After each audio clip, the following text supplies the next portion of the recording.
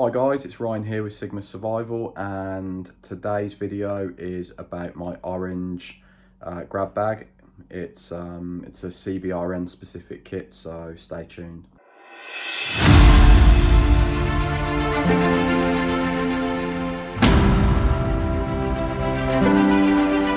Okay, so CBRN, for those that don't know, it stands for chemical, biological, radiological and nuclear.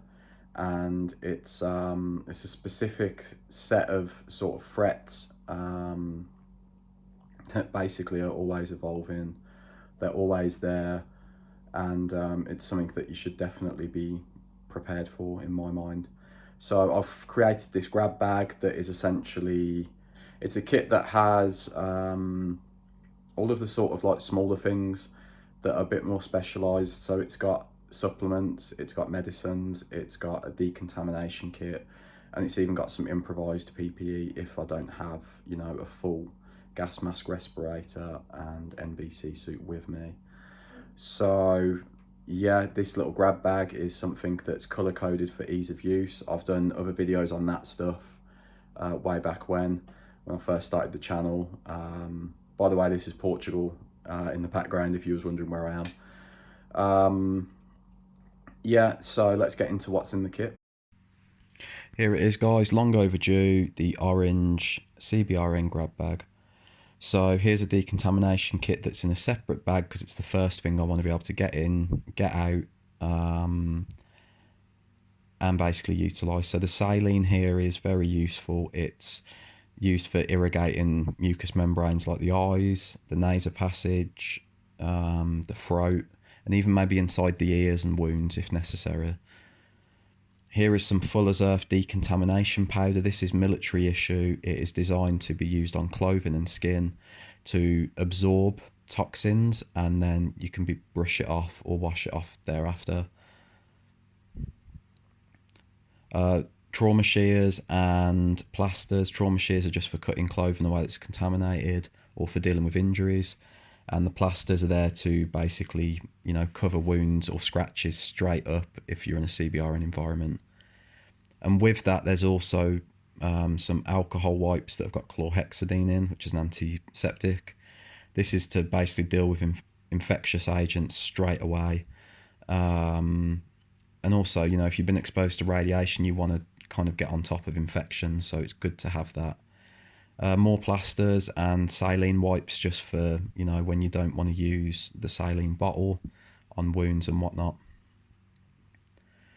So yeah, those are basic decontamination items, and a bar of soap that's enough to wash my whole body basically. But it's, you know, this is an individual kit, by the way, but it can be used to share with others as well. Just some charcoal lined mask inserts, great as an improvised mask when I don't have a mask or a gas mask.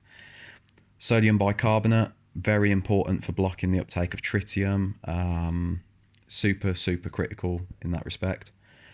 Laxido, purgative, just for clearing anything out of my stomach that shouldn't be there if I've ingested something that I shouldn't have. And I should say that the sodium bicarb can also be used on burns as well, but that's another video. Vitamin D, studies have shown that this is useful for radiation, for protecting against radioactive mutation. It's also good for biological threats as well, maybe even chemical threats. Milk thistle, another antioxidant in that respect. Studies have shown it can protect the heart and the liver against radiation damage.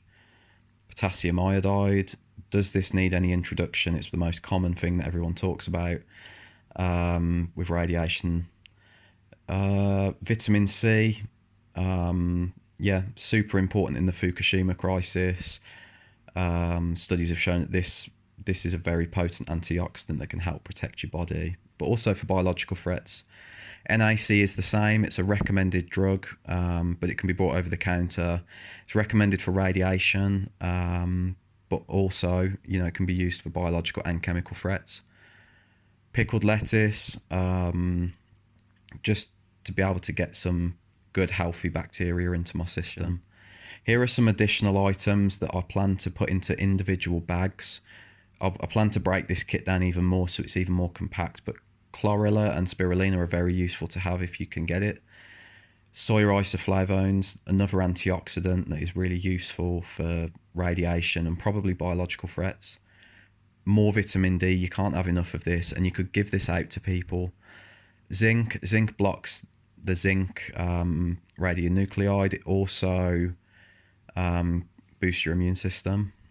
Oregano oil extract, super potent antibiotic effects, which you're going to need for any CBRN threat. And multivitamins and minerals, this is super important for radiation in particular, because all of these minerals can block the uptake of potential radioactive nuclides, and the vitamins can help rebuild your body and protect against further damage. So the multivitamins and minerals are probably the most important thing in the pack, followed by the NAC. So potassium iodide, very important. Milk thistle, also important. But vitamin D, NAC, and the multivitamins and minerals are probably the most important things on that list. But what you see there is the most crucial items in the kit in itself. Also, a watch is really useful to have, guys. And if you've got a thermometer and a compass on it like mine, all the better. You want to be able to make note of the time when you've been exposed to a CBRN agent. So that was it, guys. What did you think? You know, it's an interesting little kit, isn't it? It's a very specific kit for a very specific task. I'm not saying that I would always take this, but generally speaking, there's medicines and supplements in there that are going to be useful for pretty much any type of CBRN threat, like N-acetylcysteine, for example, NAC. You know, it's a super potent antioxidant that can be brought over the counter, and it's going to protect against radiation damage as well as like biological threats from becoming, you know, more severe, i.e. COVID, you know, potentially could be the secondary sort of infections and complications potentially could be mitigated with something like NAC. You know, it's very similar to vitamin D in that respect, which is also in the kit. So I've put a lot of time and effort into researching what could protect against nuclear threats first and foremost, but then this also translates over to biological and even chemical threats as well. So, you know, and then it's also got the decontamination kit, which is useful for all of those things. Improvised PPE in case I don't have the other stuff, like I say.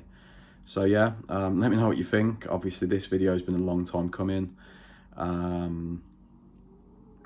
Yeah, let me know what you think in the comments. Please do like and subscribe as well. It really helps the channel to grow. And thanks for watching.